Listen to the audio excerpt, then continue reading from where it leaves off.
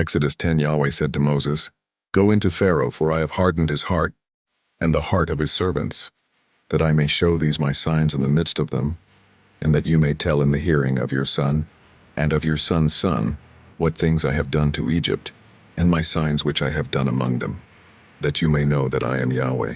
Moses and Aaron went into Pharaoh, and said to him, "This is what Yahweh, the God of the Hebrews, says, How long will you refuse to humble yourself before me?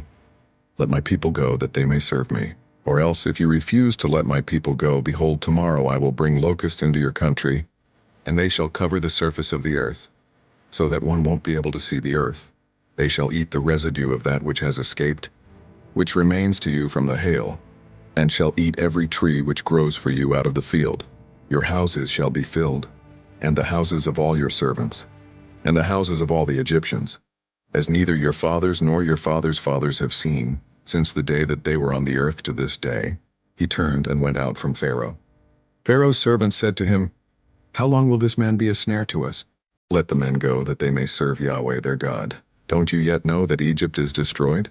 Moses and Aaron were brought again to Pharaoh, and he said to them, "Go, serve Yahweh your God."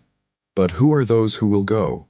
Moses said, "We will go with our young and with our old.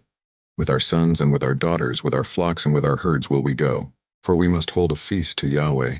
He said to them, "Yahweh be with you if I will let you go with your little ones. See, evil is clearly before your faces. Not so. Go now, you who are men, and serve Yahweh, for that is what you desire."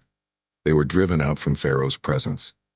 Yahweh said to Moses, "Stretch out your hand over the land of Egypt for the locusts, that they may come up on the land of Egypt, and eat every herb of the land, even all that the hail has left." Moses stretched forth his rod over the land of Egypt, and Yahweh brought an east wind on the land all that day, and all the night. And when it was morning, the east wind brought the locusts. The locusts went up over all the land of Egypt, and rested in all the borders of Egypt. They were very grievous. Before them there were no such locusts as they, neither after them shall be such, for they covered the surface of the whole earth, so that the land was darkened, and they ate every herb of the land, and all the fruit of the trees which the hail had left. There remained nothing green, either tree or herb of the field, through all the land of Egypt.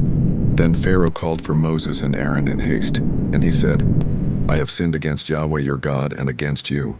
Now therefore please forgive my sin again, and pray to Yahweh your God, that he may also take away from me this death." He went out from Pharaoh and prayed to Yahweh. Yahweh turned an exceeding strong west wind, which took up the locusts and drove them into the Red Sea. There remained not one locust in all the borders of Egypt. But Yahweh hardened Pharaoh's heart, and he didn't let the children of Israel go. Yahweh said to Moses, "Stretch out your hand toward the sky, that there may be darkness over the land of Egypt, even darkness which may be felt." Moses stretched forth his hand toward the sky, and there was a thick darkness in all the land of Egypt 3 days. They didn't see one another, neither did anyone rise from his place for 3 days. But all the children of Israel had light in their dwellings. Pharaoh called to Moses and said, "Go serve Yahweh. Only let your flocks and your herds stay behind. Let your little ones also go with you." Moses said, "You must also give in to our hand sacrifices and burnt offerings, that we may sacrifice to Yahweh our God. Our cattle also shall go with us. There shall not a hoof be left behind, for of it we must take to serve Yahweh our God, and we don't know with what we must serve Yahweh until we come there." But Yahweh hardened Pharaoh's heart, and he wouldn't let them go. Pharaoh said to him, "Get away from me.